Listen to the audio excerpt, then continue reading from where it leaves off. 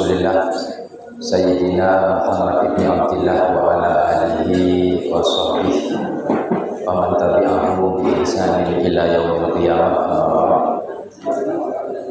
Yang saya hormati Bapak Wakapolda Sulawesi Tengah, yang saya hormati Bapak Kapolres atau yang mewakili, serta seluruh panitia dan Bapak Ibu semuanya yang hadir dan sangat saya hormati.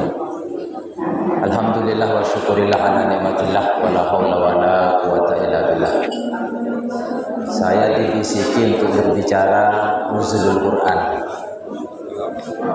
tapi karena waktunya sudah mepet, jadi saya bahas inti-intinya saja. Bicara masalah nuzulul Quran, saya ingat sabda dari Rasulullah SAW. Beliau bersabda, "Ma minal anbiya'i nabiyyun illa utiyah ma mithluhu amana alaihi bashar wa innama kana alladhi utitu awhanullah wahyan awhahullahu ilayya fa arju an akuna aktsaruhum tabi'in yaumil qiyamah." Kata Rasulullah, semua para nabi Allah itu diberikan mukjizat oleh Allah. Akan tetapi saya sendiri ini mendapatkan wahyu, yaitu Al-Quran, yang mana dengan adanya Al-Quran ini menjadi mukjizat paling agung di antara semua mukjizat yang Allah berikan kepada nabi-nabi yang lain. Seperti contoh, kita yang sering mengenal itu mukjizatnya Nabi Musa, di mana Nabi Musa punya tongkat yang bisa memecah lautan. Tapi itu hanya bisa dipercaya oleh orang sezaman dengan Nabi Musa. Andaikan, mohon maaf Pak Wakapolda, sekarang pegang tongkat terus bilang dengan Bapak Ibu, ini tongkatnya Nabi Musa, saya jamin Bapak Ibu tidak mungkin percaya. Jadi memang terbatas pada zaman itu. Tapi beda dengan Al-Quran. 1400 tahun yang lalu Rasulullah sudah wafat. Al-Quran sampai saat ini menjadi bukti bagaimana cara paling sederhana seorang hamba mengenal kepada Allah sebagai Tuhannya. Salah satu contoh ayat di alam Al-Quran itu ada ayat seperti ini. Ini Bapak Ibu pasti hafal semua. Rabbana atina fid dunya hasanah wa fil akhirati hasanah wa qina adzabannar. Yang kita kenal dengan doa sapu jagat. Itu asbabun nuzulnya, karena kita bicara nuzulul Quran. Asbabun nuzulnya. Pada waktu itu ada orang berdoa kepada Allah tapi hanya urusan dunia saja. Allahumma ij'alhu aman ghaithin, Allahumma ij'alhu aman hisbin, Allahumma ij'alhu aman waladin hasanin. Akhirnya ditegur dengan Allah, kamu ini berdoa kepada saya dan kamu berada di tempat yang sangat mustajab. Kalau berdoa itu jangan hanya urusan dunia saja, tapi akhiratnya ya juga diminta. Nah, ini kita mengenal betapa baiknya Allah kepada kita. Jadi Allah itu tidak marah kepada hambanya yang hanya berdoa untuk urusan dunia. Maka jangan percaya Bapak Ibu, kalau ada siapapun penceramah, siapapun ustadznya, kalau bilang jangan cari-cari dunia, dunia gak dibawa mati, bohong itu. Loh, Allah saja menyuruh kita kok. Jadi untuk kurang baik gimana Allah kepada kita? Itu salah satu ayat. Makanya di Al-Quran banyak membahas tentang urusan-urusan rizki. Kata Allah di ayat yang lain, kulu washrabu min rizqillahi wala ta'thaw fil ardi mufsidin. Kamu makan minum apa yang aku rizkikan, tapi ingat, fala ta'thaw fil ardi mufsidin. Jangan bikin kerusakan di muka bumi. Maka ini menjadi catatan penting. Ini juga saya sambungkan dengan fadilah puasa. Kita itu ketika berpuasa, terkadang saya juga bingung. Banyak tokoh-tokoh agama berbicara fadilah puasa itu panjang sekali, sampai ribet. Saya kadang, mohon maaf Pak Kapolda, saya sering ikut ceramah-ceramah, ada ustaz-ustaz bicara tentang fadilah puasa. Saya sendiri kadang nggak mengerti, karena muter bulat gitu pembahasannya. Padahal coba ini ya Bapak Ibu, Rasulullah itu sederhana bicara masalah puasa. Kata Rasulullah, liso ini nafarhatani. puasa itu dua intinya yang menjadikan saya kebahagiaan. Apa kata Rasulullah? Farhatun inda fitrihi wa farhatun inda liqa'i rabbih. Yang pertama, saya itu senang berpuasa ketika sudah mendekati waktu buka puasa. Coba Bapak Ibu kalau sudah buka puasa, waktu yang paling ditunggu-tunggu adzan maghrib. Mohon maaf walaupun ada Pak Wakapolda, kalau sudah Allahu Akbar Pak Wakapolda manggil Bapak Ibu tidak mungkin dihiraukan. Nah ini sesuai dengan Nabi. Farhatun indah fitrihi, membuat saya bahagia ketika berbuka puasa. Artinya hikmah yang perlu kita ambil Bapak Ibu. Ternyata kehidupan manusia ini hanya urusan makan dan minum. Mohon maaf kita walaupun gak jadi Wakapolda, tidak mati. Saya gak menjadi Kapolda, gak menjadi Kapolres, kita gak punya mobil mewah, gak punya rumah mewah, tidak mati Bapak Ibu. Tapi ketika sudah tidak makan, tidak minum, ini sudah tidak bisa dipertanyakan keberlangsungan hidupnya. Nah, maka di sini kita harus bisa mengaplikasikan dalam kehidupan sehari-hari. Andaikan semua orang berpikir kalau kita untuk bertahan hidup hanya untuk butuh makan dan minum, saya jamin tidak ada korupsi sekian ratus triliun. Tidak ada korupsi 300 sekian triliun, tidak ada. Untuk apa korupsi 300 triliun? Makannya juga sama satu piring kenyang. Urusan mobil mewah, urusan usaha, urusan ruko itu kan hanya keinginan saja.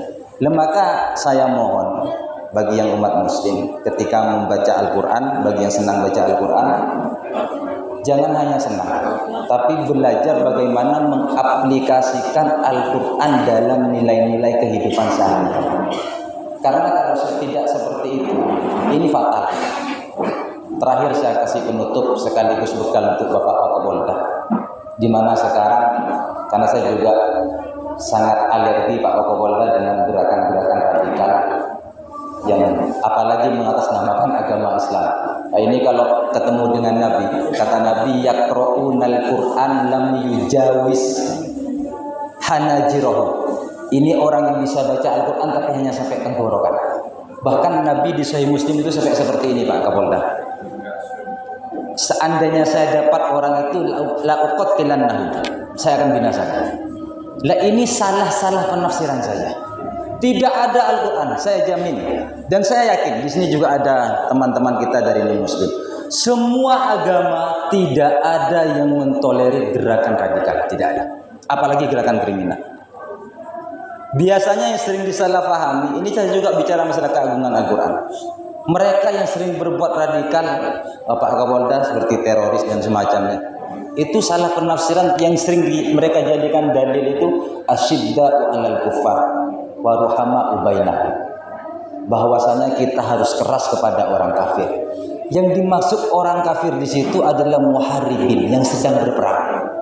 Jadi dalam konteks suasana damai ini tidak bisa dipakai. Maka saya mohon Al-Quran ini ya idza usidal amri ila ghairi ali falyandirusa, harus disampaikan dengan orang-orang yang memang mumpuni membahas tentang Al-Quran. Karena kalau ayat ini cuma diambil mentah, maka nanti akan bertentangan dengan ayat-ayat yang lain yang mana Allah justru tidak melarang. La nahakumullah, Allah tidak melarang kita ini berdamai dengan sesama manusia. Apa istilahnya? Basyariah ya, hubungan basyariah, hubungan kemanusiaan. Allah tidak melarang. Uhuwah basyariah, ada uhuwah Islamiyah, ada uhuwah wataniyah kita kan. Maka bicara nuzulul Quran, sekali lagi saya mohon kita yang senang baca Al-Quran belajar. Walaupun hanya satu ayat, nilai-nilai di dalam Al-Quran itu bagaimana bisa menjadi aplikasi di dalam kehidupan kita sehari-hari. Maka dengan cara seperti itu, hudan lil muttaqin itu benar-benar akan terjadi. Kalau tidak seperti itu, ya kita tidak hudan lil muttaqin, Pak. Kita sudah harus meyakini bahwa la raiba fi hudan lil muttaqin. Al-Quran itu tidak boleh ada keraguan-raguan sebagai petunjuk bagi orang-orang yang bertakwa. Saya rasa cukup ini sudah. Sudah jam 5 menit lagi. Gimana? Masih beri tambah Pak? Ya jadi itu nuzulul Quran. Biasanya ini menjadi bukti bahwa bagaimana agungnya Al-Quran. kita ini masih di malam 28. Artinya ya kita masih punya 2 hari lagi. Yang sering kita agung-agungkan di dalam bulan Ramadan itu adalah Lailatul Qadar. Tapi kita lupa Bapak Ibu bahwasanya Lailatul Qadar itu mulia itu karena Al-Qur'an. Maka adanya ayat Inna anzalna fi Lailatul Qadar itu yang mempunyai fadilah khairum min alfi syahrin. Nah, ini pertama saya jelaskan khairum min alfi syahrin. Yang dimaksud 1000 bulan itu adalah 1000 bulan keluarganya Sam'un pada Bani Israel yang berperang melawan kafir, orang kafir selama 1000 bulan. Itu yang dimaksud 1000 bulan. Jadi ketika Nabi cerita masalah keluarganya Sam'un, sahabat itu abka istiyaqan ya, menangis dan menginginkan itu. Akhirnya turunlah Inna anzalna fi Lailatul Qadar. Dan ternyata Bapak Ibu, Lailatul Qadar itu mulia, mempunyai keutamaan yang sangat besar. Itu karena Al-Qur'an. Jadi Al-Qur'an ini 2 tahap penurunannya. Anzalallahu al-Qur'ana jumlatan wahidatan minal lauhil mahfuz ila baitil izzati sama'id dunya. Tahap pertama, Allah ini menurunkan Al-Qur'an dari Lauhul Mahfuz kepada Baitil Izzah, tempat yang mulia yang paling dekat dengan dunia. Nah, ini terjadi yang dimaksud malam Lailatul Qadar. Jadi mulianya Lailatul Qadar itu karena Al-Qur'an. Loh, kita terkadang mendamba-dambakan Lailatul Qadar tapi mohon maaf tidak pernah mengaji Al-Qur'an. Maka guru-guru saya ini saking pentingnya kita membaca Al-Qur'an, kata guru-guru saya, kamu jangan sampai lupa 1 hari walaupun 1 ayat baca Al-Qur'an. Karena di situ ya tadi hudan lil muttaqin. Lah baru setelah turun dari Lauhul Mahfuz sampai ke Baitul Izzah tadi itu, baru di situ bermulai turun dari surat Iqra itu berangsur-angsur salasa ishrina sana ala Rasulullah sallallahu alaihi wasallam selama 23 tahun, dan itu dimulai pada tanggal 17 Ramadan. Nah, maka kalau sekarang saya diminta untuk bicara nuzulul Quran, ya masih waktunya, karena Al-Quran tidak selamanya, tidak terus-menerus turun di bulan Ramadan, tapi di luar Ramadan ya tetap turun secara berangsur tahap kedua, tapi dimulainya dari 17 Ramadan. Bapak Ibu saya hormati, ini sudah paling terakhir, tidak bisa diperpanjang lagi Pak Kapolda. Maka mari kita bersama-sama memohon kepada Allah bagi yang saudara-saudara saya yang non-muslim, mari kita berdoa sesuai dengan keyakinan masing-masing agar bagaimana di bulan Ramadan ini kita mendapatkan fadilah, diantaranya sisi kemanusiaannya kita lebih baik, seperti apa yang disampaikan oleh Bapak Kapolda terkait isu-isu itu. Sudahlah, kita yang namanya orang juga seperti itu. Yang penting kita belajar ibda' binafsik, bagaimana memulai dari diri kita sendiri. Jika kita ingin dihormati, kita belajar menghormati orang lain. Jika kita benci dicaci, maka dimulai kita untuk tidak membenci, mencaci maki orang lain. Dan maka prinsip saya, perlakukan orang lain sebagaimana kita ingin diperlakukan oleh orang lain. Bapak Ibu yang saya hormati, ini lanjut doa.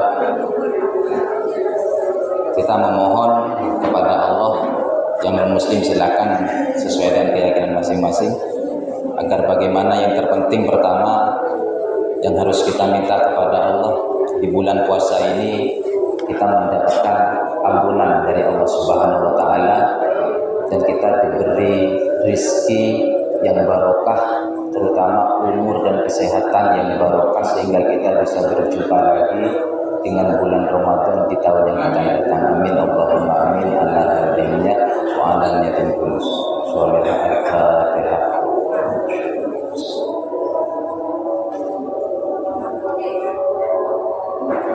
Bismillahirrahmanirrahim. Alhamdulillahirabbil alamin. Allahumma shalli ala sayyidina Muhammad wa ala alihi wasallam.